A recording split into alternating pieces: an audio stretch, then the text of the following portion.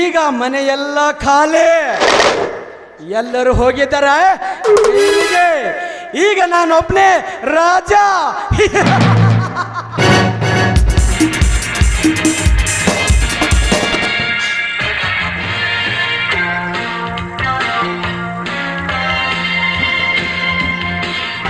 ಈಗ ನನ್ನ ಹಿಡಿಯೋರು ಹೊಟ್ಟೆ ಇಲ್ಲ ಈ ಜಗತ್ತಿನಲ್ಲೇ.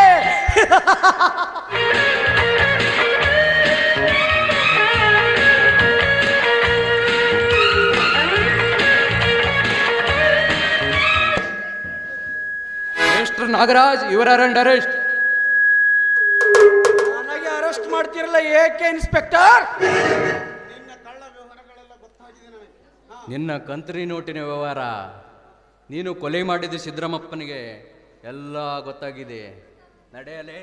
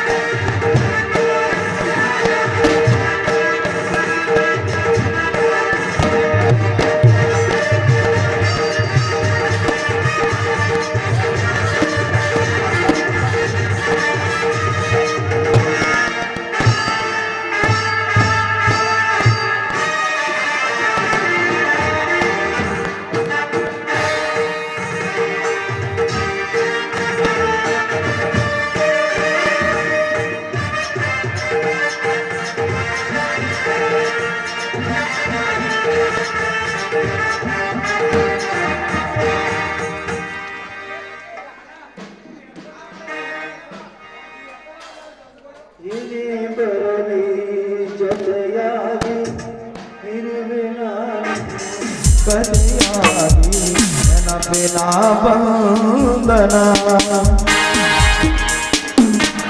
ಅದೇ ಭೂಮಿ ಅದೇ ಬಾನು ವಿನಯ ನೂತನ ಅದೇ ದಾರಿ ಅದೇ ಪಯಣ ನೂತನ ನನ್ನ ಹಾಡು ನನ್ನ ಮೋಡ ನನ್ನ ಕನಸೆ ಒಮ್ಮೆ ಕೇಳು ನನ್ನ ಚಲುವಿನ ನಂದನ ಅದೇ ಭೂಮಿ ಅದೇ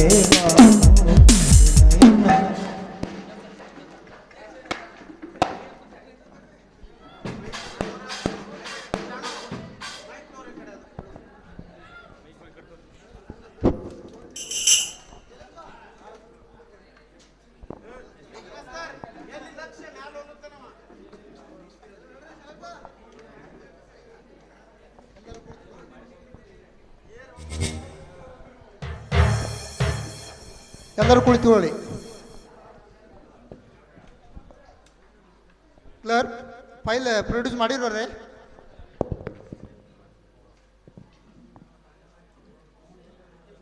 ಆಯ್ತು ಸರ್.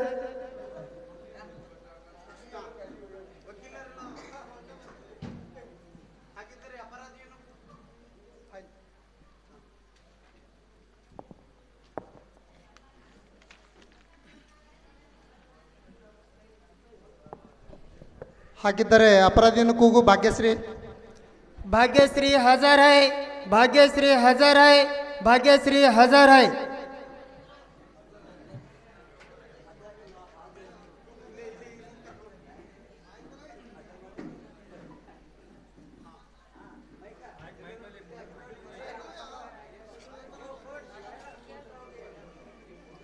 ನಿಮ್ಮ ಹೆಸರು? ಭಾಗ್ಯಶ್ರೀ ದಯಾನಂದ್. ದೇವರ ಮುಂದೆ ಪ್ರಮಾಣ ಮಾಡಿ ಯಾವಾಗಲೂ ಸತ್ಯವನ್ನೇ ಹೇಳುತ್ತೇನೆ ಎಂದು. ಸತ್ಯವನ್ನೇ ಹೇಳ್ತೀನಿ. ಸತ್ಯವನ್ನಲ್ಲದೆ ಬೇರೆ ಏನೂ ಹೇಳೋದಿಲ್ಲ ತಾನೆ? ಸತ್ಯವನ್ನಲ್ಲದೆ ಬೇರೇನು ಹೇಳುವುದಿಲ್ಲ. ಸೋಮಶೇಖರ್ ನಿನಗೆ ಏನಾಗಬೇಕು? ಮೈದುನ. ಸುಳ್ಳು.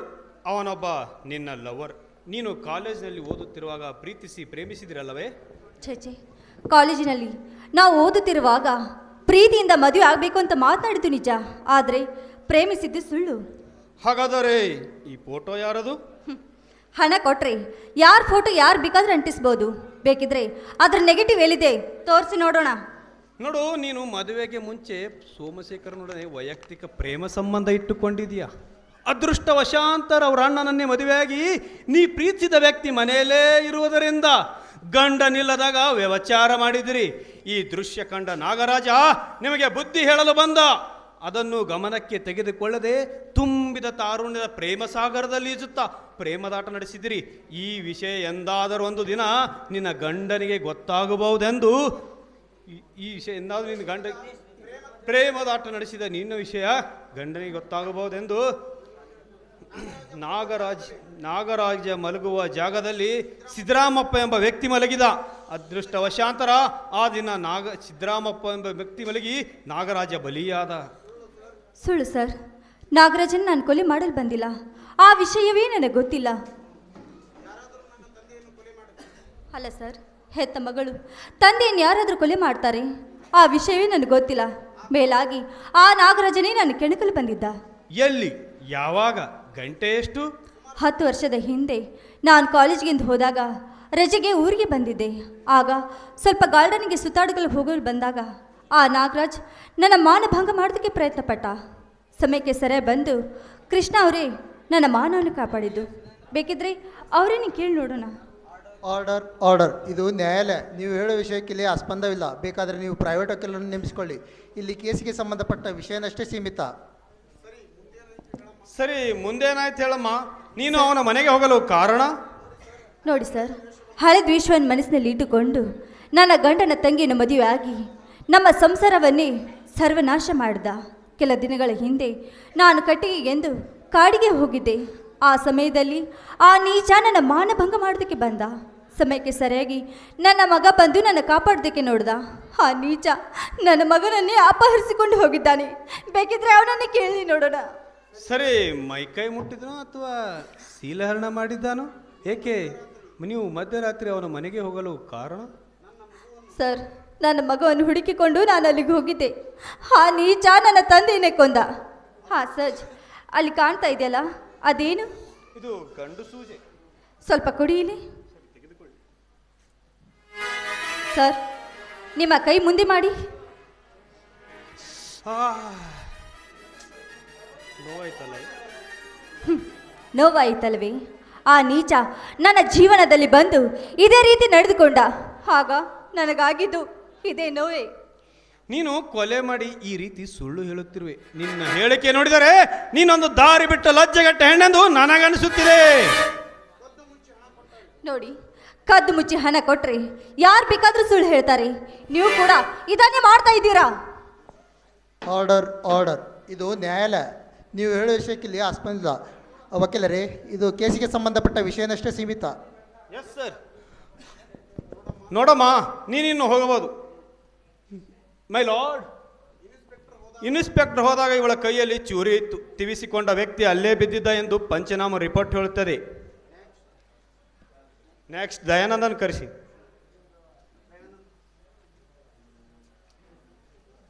ದಯಾನಂದ ಹಜಾರಾಯ್, ದಯಾನಂದ ಹಜಾರಾಯ್, ದಯಾನಂದ ಹಜಾರಾಯ್.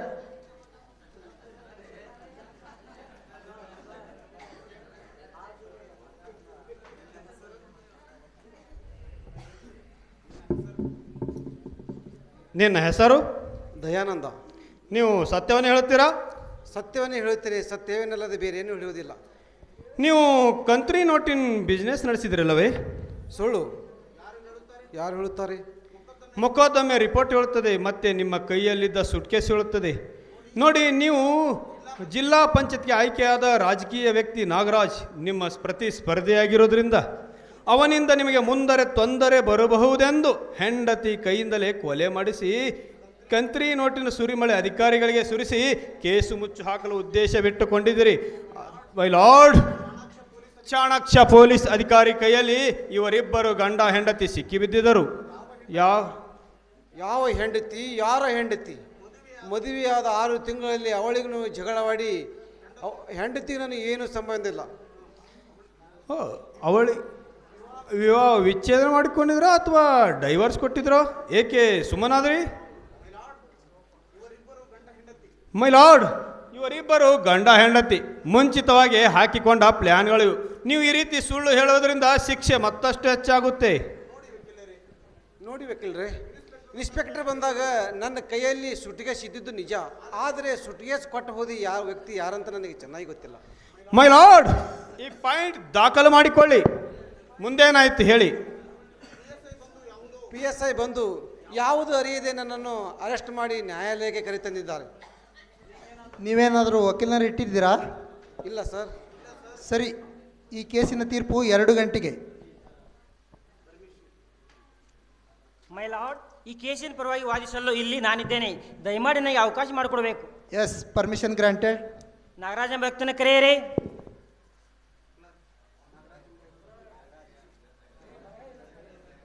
नागराज हाजिर है, नागराज हाजिर है, नागराज हाजिर है.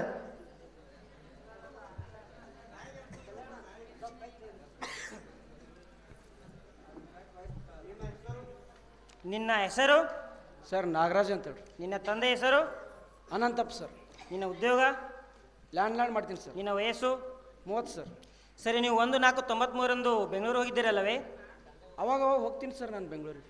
ಸರಿ, ಆ ದಿನ 1/4/93 ಮಧ್ಯಾಹ್ನ 1:30ಕ್ಕೆ ಸೆಕೆಂಡ್ ಶೋ ಪಿಕ್ಚರ್ ಬಿಟ್ಟಾಗ ರಾಷ್ಟ್ರೀಕೃತ ಬ್ಯಾಂಕ್ ಮ್ಯಾನೇಜರ್ ಜಗನ್ನಾಥ್ ಎಂಬವರು ಕಾರ್ನಲ್ಲಿ ಬಂದಿದ್ದರು. ಅದೇ ಸಮಯಕ್ಕೆ ಅವರನ್ನು ಚಾಕುವಿನಿಂದ ತುವಿದು ಅಲ್ಲಿಂದ ಪರಾರಿಯಾಗಿ ಬ್ಯಾಂಕ್ ಲೂಟಿ ಮಾಡಿ ಸಮಾಜದಲ್ಲಿ ದೊಡ್ಡ ಮನುಷ್ಯನಂತೆ ನಟನೆ ಮಾಡುತ್ತಾ ದರೋಡೆ, ಕಂತ್ರಿ, ಮನೆಯಲ್ಲಿ ಕಂತ್ರಿ ನೋಟಿನ ಮಷೀನ್ ಇಟ್ಟುಕೊಂಡು ಬಿಸ್ನೆಸ್ ನಡೆಸುತ್ತಿರಲ್ಲವೇ? ಸುಳ್ಳು ಸರ್, ಸುಳ್ಳು. ನೀವೆಲ್ಲ ಹೇಳ್ತಾ ಇರೋದು ಸುಳ್ಳು. ನಾನು ಯಾವತ್ತೂ ಎಲ್ಲಿಗೂ ಹೋಗಿಲ್ಲ ಸರ್. ನಾನು ಬ್ಯಾಂಕ್ ಲೂಟಿನೂ ಮಾಡಿಲ್ಲ, ಮತ್ತು ದಯಾನಂದೊಂದು ನಂದು ಏನೂ ಸಂಬಂಧ ಇಲ್ಲ ಸರ್. ನೀವು ಸುಳ್ಳು ಹೇಳ್ತಾ ಇದ್ದೀರಾ ಸರ್. ಹಾಗಾದ್ರೆ ಈ ಫೋಟೋ ಯಾರ್ದು, ಈ ಅಡ್ರೆಸ್ ಯಾರದು?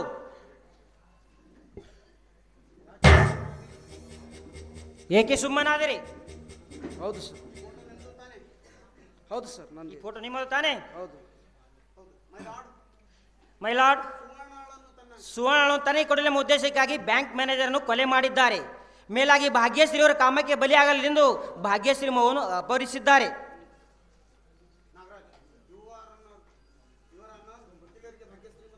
ಯುವರ್ ಆನರ್, ಈ ವಕೀಲರಿಗೆ ಭಾಗ್ಯಶ್ರೀ ಮತ್ತು ದಯಾನಂದ್ಗೆ ಇವ್ರಿಗೂ ಸ್ವಲ್ಪ ಬೇಕಾಗಿದ್ದಾರೆ ವಕೀಲರೇ. ಅವರಿಗೆ ಅಪರಾಧಿ ಸ್ಥಾನದಲ್ಲಿ ಬಿಡುಗಡೆ ಮಾಡೋದಕ್ಕಾಗಿ ಇವರೆಲ್ಲ ಸುಳ್ಳು ಹೇಳ್ತಾ ಇದ್ದಾರೆ. ಸ್ವಲ್ಪ ನೀವೇ ಯೋಚನೆ ಮಾಡಿ ಶಿಕ್ಷೆ ಕೊಡಿ. ನಾಗರಾಜ್, ನೀನು ಏನೇ ಹೇಳು, ಕೋರ್ಟು ವಾದ ವಿವಾದ ಪರಿಶೀಲಿಸುತ್ತದೆ. ಸರಿ, ನೀವು 1/4/93 ಚುನಾವಣಾ ಫಲಿತಾಂಶ ನಡೆದಾಗ ನೀನು ಹಾಗೂ ಸಿದ್ದರಾಮಪ್ಪ ಎಂಬ ವ್ಯಕ್ತಿ ಭಾಗ್ಯಶ್ರೀ ಅವರ ತೋಟಕ್ಕೆ ಹೋಗಿ ಬಲಾತ್ಕರಿಸಿದ್ದು ಸುಳ್ಳೇ? ಸುಳ್ಳು ಸರ್, ಸುಳ್ಳು. ಆ ದಿನ ನಾನು ಮನೆಯಲ್ಲೇ ಇದ್ದೆ ಸರ್. ಹಾಗಾದ್ರೆ ವಿಟ್ನೆಸ್ ಬಿಟ್ಟು ಕಟಗಡೆ ಕೆಳಗೆ ನಿಲ್ಲು. ಶಶಿಕುಮಾರ್ ಎಂಬ ಬಾಲಕರನ್ನು ಕರೆಯಿರಿ. शशि कुमार हाजिर है, शशि कुमार हाजिर है, शशि कुमार हाजिर है.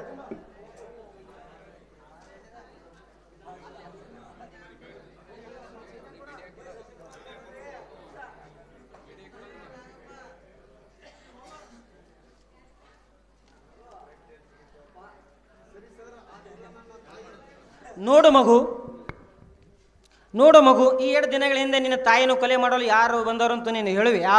ಸರಿ ಸರ್, ಆ ದಿನ ನನ್ನ ತಾಯಿಯನ್ನು ಕೆಣಕಲು ನನ್ನಜ್ಜ ಹಾಗೂ ಒಬ್ಬ ಅಪರಿಚಿತ ವ್ಯಕ್ತಿ ಬಂದು ನನ್ನ ತಾಯಿಯನ್ನು ಹಿಡಿದು ಶೀಲಾರಣ ಮಾಡುವರಿದ್ದರು. ಅಷ್ಟರಲ್ಲಿ ನಾ ಬಂದು ಹೇಳಿದರೂ ಬಿಡಲಿಲ್ಲ. ನಂತರ ನನ್ನಜ್ಜ ಹೊತ್ತುಕೊಂಡು ಹೋದ. ಮೈ ಲಾರ್ಡ್, ಈ ಬಾಲಕ ಹುಟ್ಟು ಕುರುಡು. ಹೀಗಿದ್ದು ನಾಗರಾಜನೇ ಬಲಾತ್ಕರಿಸಿದ, ಇವು ರಾಜ್ಯಾನೇ ಹೊತ್ತೊಯ್ದ ಅಂತ ಯಾವ ಆಧಾರದ ಮೇಲೆ ಹೇಳುತ್ತಾನೆ?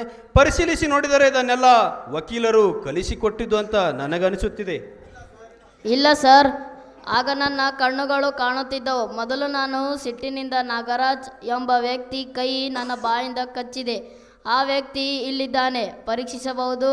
ಅವನೇ ನನ್ನ ಕಣ್ಣು ಕಿತ್ತಿದ್ದಾನೆ ಸರ್. ನಂತರ ನನ್ನ ರೋದನ್ನು ಕೇಳಿ ಯಾರೋ ಪುಣ್ಯಾತ್ಮರು ಆಸ್ಪತ್ರೆಗೆ ಸೇರಿಸಿ ಗುಣಪಡಿಸಿದ್ದಾರೆ. ಈಗ ಈ ವಿಷಯಕ್ಕೆ ಪೊಲೀಸರು ನನ್ನನ್ನು ಕರೆದುಕೊಂಡು ಬಂದಿದ್ದಾರೆ. ಸರಿ ಮಗು, ನೀನೇನು ಹೋಗಬಹುದು. ನಾಗರಾಜ್, ಕಟಕಟೆ ನಿಲ್ಲಿ.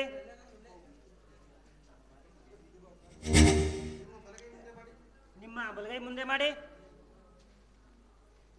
ಇದು ಪೆನ್ನು, ಇದು ಕುಡುಗೋಲು, ಇದು ಹೊಲದ ಪೈರು. ಇದನ್ನು ಯಾವ ಥರ ಕಟ್ ಮಾಡುವಿರ ಅಂತ ತೋರಿಸಿರಿ.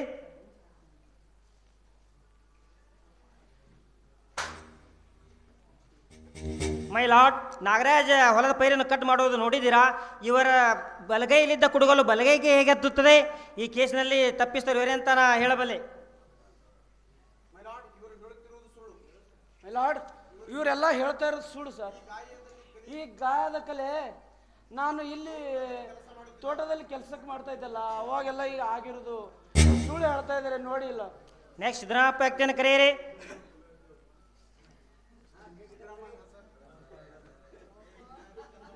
ಸಿದ್ದರಾಮಪ್ಪ ಹಜರ್ ಹೈ, ಸಿದ್ದರಾಮಪ್ಪ ಹಜರ್ ಹೈ, ಸಿದ್ದರಾಮಪ್ಪ ಹಜರ್ ಹೈ.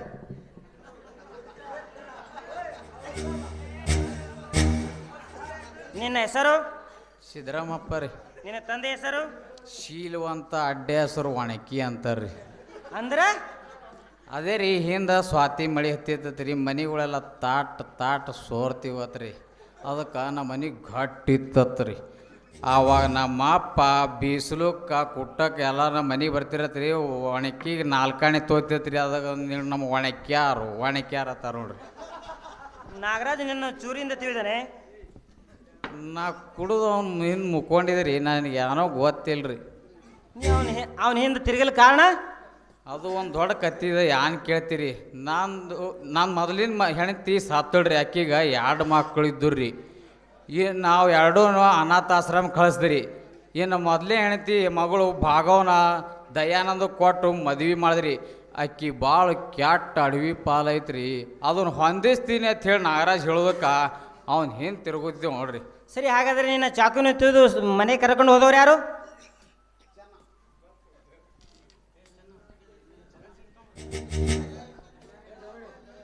ಚೆನ್ನ.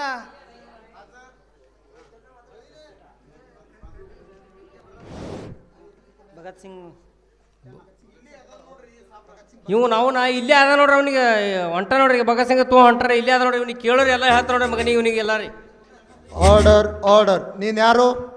ನಾನು ಚೆನ್ನರಿ ಅಂದ್ರೆ ಚಟ್ನಿ ಅಂತಾರ್ರಿ. ನಿನ್ನ ತಂದೆ ಹೆಸರು? ಗುದ್ಲಿ ಬಸಪ್ಪನ ಮಗ ಇಡ್ಲಿ ಚೆನ್ನಪ್ಪ ಅಂತಾರ್ರಿ. ನೀ ಹುಟ್ಟಿದ್ದು? ನಾನು ಟಾಂಗಾದಾಗ ರೀ ಅಪ್ಪ. ನೀ ಹುಟ್ಟಿದೂರಲ್ಲೇ? ಟಾಂಗಾದಾಗ ರೀ. ನಮ್ಮ ಅವ್ಗ ಹಡಿಲಕ್ಕ ತವ್ರ ಮನೆ ಕರ್ಕೊಂಡು ಹೊಂಟಾಗ ಬ್ಯಾನಿ ಹೆಚ್ಚಾಗಿ ನಾ ಟಾಂಗಾದಾಗ ಹುಟ್ಟಿನ್ರಿ ಅಪ್ಪ. ಆರ್ಡರ್. ಇದು ನ್ಯಾಯಾಲಯ, ಈ ಥರ ಅವಾಚ್ಯ ಶಬ್ದಗಳು ಬಳಸಬಾರದು.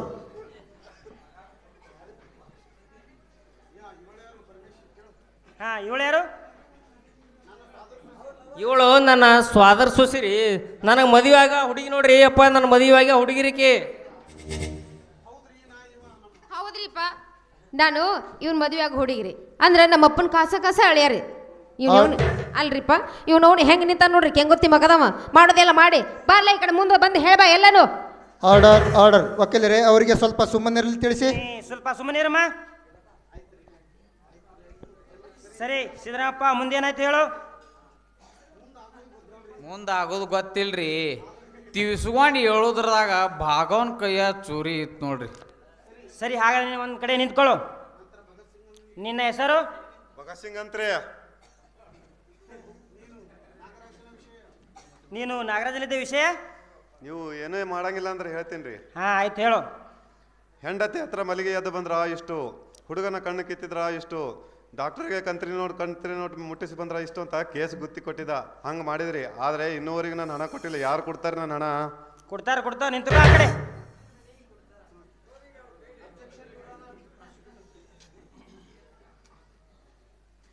Objection your honour. ಈ ನಮ್ಮ ಸೋದರು ವಕೀಲರು ನನ್ನ ಕಕ್ಷಿದಾರರನ್ನು ಸೋಲಿಸುವುದಕ್ಕಾಗಿ ಲಂಚದ ಹಣ ತಿಂದು ಇವರಿಗೆ ಶಿಕ್ಷೆ ಕೊಡಿಸುವ ಹಂತದಲ್ಲಿದ್ದಾರೆ.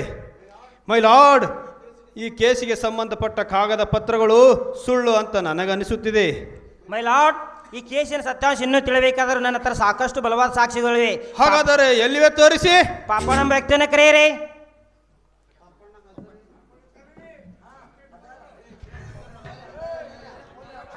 ಪಾಪಣ್ಣ ಹಜರ್ ಹೈ, ಪಾಪಣ್ಣ ಹಜರ್ ಹೈ, ಪಾಪಣ್ಣ ಹಜರ್ ಹೈ. ನಿನ್ನ ಹೆಸರು? ಪಾಪಣ್ಣ ಆ್ಯಂಡ್ ಪ್ರದೀಪ್. ಅಂದರೆ ನನ್ನ ಮೊದಲನೇ ಹೆಸರು ಪ್ರದೀಪ್, ಆದರೆ ನಾನೀಗಿರೋದು ಪಾಪಣ್ಣನ ವೇಷದಲ್ಲಿ. ನಾಗರಾಜ್, ನಿನಗೇನಾಗಬೇಕು? ಅವನಿಗೂ ನನಗೂ ಏನೂ ಸಂಬಂಧವಿಲ್ಲ, ಆದರೆ ಈ ಕೇಸ್ನಲ್ಲಿ ನಾಗರಾಜ್ ಅಪರಾಧಿ. ಅಪರಾಧಿ ಅಂತ ಹೇಳಲು ನೀನ್ಯಾರು? ನಾನೊಬ್ಬ ನಾನೊಬ್ಬ CID ಇನ್ಸ್ಪೆಕ್ಟರ್. ಯಾವ ಉದ್ದೇಶಕ್ಕಾಗಿ ನಾಗರಾಜ್ ಅವರನ್ನು ಬಂಧಿಸಿದ್ದೀರಿ? ಬ್ಯಾಂಕ್ ಮ್ಯಾನೇಜರ್ನನ್ನು ಕೊಲೆ ಮಾಡಿ ಬ್ಯಾಂಕ್ ಲೂಟಿ ಮಾಡಿಕೊಂಡು ಬಂದಿದ್ದಕ್ಕಾಗಿ. ಅವರೇ ಕೊಲೆಗಾರನ್ನೋದಕ್ಕೆ ಏನು ಪ್ರೂಫ್? ನೋಡಿ ವಕೀಲರೇ, ಹೆಚ್ಚು ವಾದಿಸುವುದರಲ್ಲಿ ಉಪಯೋಗವಿಲ್ಲ. ಕೇಸಿಗೆ ಸಂಬಂಧಪಟ್ಟ ಕಾಗದ ಪತ್ರ, ಫೋಟೋ, ಅವರು ಮಾತನಾಡಿದ ಕ್ಯಾಸೆಟ್ ಎಲ್ಲ ವಕೀಲರ ಕೈಗೆ ಒಪ್ಪಿಸಿದ್ದೇನೆ, ತಾವು ವಿಚಾರಿಸಬಹುದು. ನೋಡಿ ಪ್ರದೀಪ್, ನಾಗರಾಜ್ ದಯಾನಂದ್ ರಾಜಕೀಯ ವ್ಯಕ್ತಿ ಆಗಿರೋದ್ರಿಂದ ಈ ಕೇಸಿಗೆ ಸಂಬಂಧಪಟ್ಟ ಕಾಗದ ಪತ್ರಗಳು ಸುಳ್ಳು ಅಂತ ಅನಿಸುತ್ತಿದೆ. ಸಾಕಷ್ಟು ಲಂಚದ ಹಣ ತಿಂದು ಸುಳ್ಳು ಹೇಳಲು ನೀವು ಬಂದಿದ್ದೀರಿ ಅಂತ ನನಗನ್ಸುತ್ತಿದೆ. ನೋಡಿ ವಕೀಲರೇ, ಸರಿಯಾಗಿ ಮಾತನಾಡಿ. ಲಂಚ ತಿನ್ನುವ ಅಧಿಕಾರಿಗಳು ನಾವಲ್ಲ, ನೀವು. Order order. ವಕೀಲರೇ, ಸರಿಯಾಗಿ ಮಾತನಾಡಿ.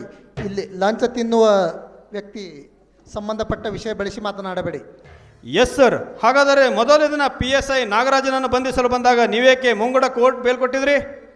ಅದೇ ದಿವಸ ನಾನು ಅವನ ಮನೆ ಸೇರಿ ಪರಿಶೋಧಿಸಬೇಕಾಗಿತ್ತು. ಆ ಸಮಯದಲ್ಲಿ ನಾಗರಾಜನನ್ನು ಅರೆಸ್ಟ್ ಮಾಡಿದರೆ ಎಲ್ಲ ಸ್ವತ್ತು ಪೊಲೀಸರ ಕೈವಶದಲ್ಲಾಗಿ ಕೇಸಿನ ನಿಜಾಂಶ ಬಯಲಿಗೆ ಬರುವುದಿಲ್ಲ ಅನ್ನೋ ಉದ್ದೇಶಕ್ಕಾಗಿ ನಾನೇ ಮುಂಗಡ ಕೋರ್ಟ್ ಬೇಲ್ ತಂದುಕೊಟ್ಟೆ. ನಂತರ ಅವನ ಮನೆಯೆಲ್ಲ ಶೋಧಿಸಿ ನಾನೇ PSI ಕಡೆಯಿಂದ ಅರೆಸ್ಟ್ ಮಾಡಿಸಿದೆ. ಸರಿ, ನೀವಿನ್ನು ಆ ಕಡೆ ಕುಳಿತುಕೊಳ್ಳಿ.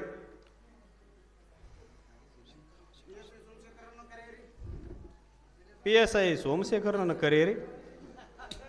PSI सोमशेखर हाजर है. PSI सोमशेखर हाजर है. PSI सोमशेखर हाजर है. ನಿನ್ನ ಹೆಸರು? PSI ಸೋಮಶೇಖರ್.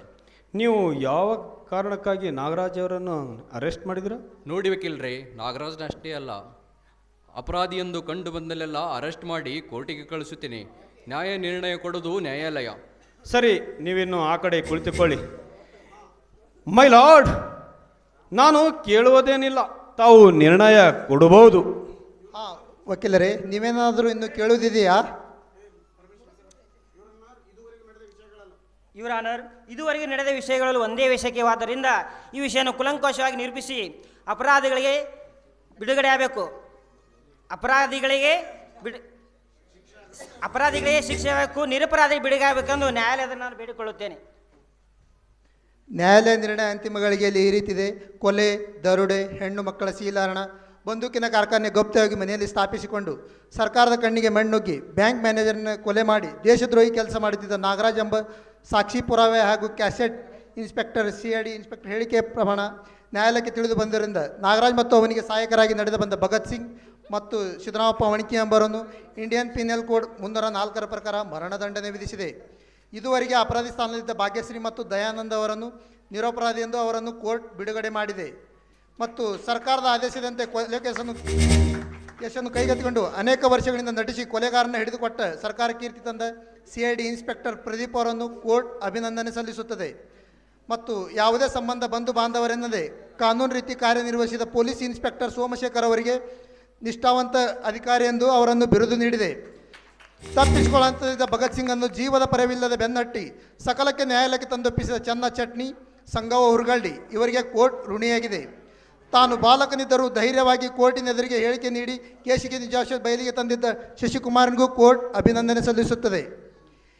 ಇದೇ ಸಂತೋಷದಲ್ಲಿ ಚನ್ನ ಹಾಗೂ ಚಟ್ನಿ ಇವರಿಬ್ಬರ ಲಗ್ನವನ್ನು ಮುಹೂರ್ತ ಮಾಡಿದೆ. ವಕೀಲರೇ, ಅವ್ರದಿಟ್ಟು ಕೋರ್ಟ್ ರಿಜಿಸ್ಟರ್ ಮ್ಯಾರೇಜ್ ಮಾಡಿಕೊಳ್ತೋಳಿ.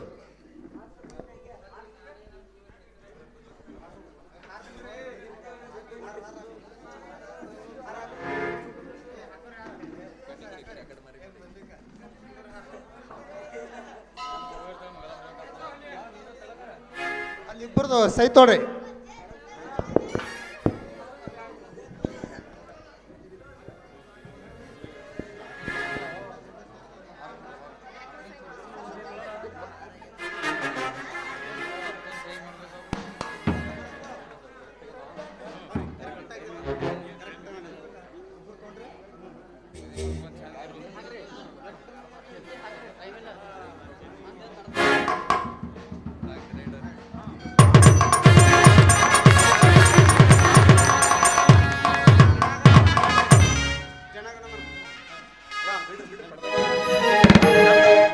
ಯಾವ ಶಿಲ್ಪಿ ಕೆತ್ತಿದನೋ ಈ ಲೋಕದ ಚಿತ್ರವನ ಯಶವಂತ ವರ್ಣಿಸಲು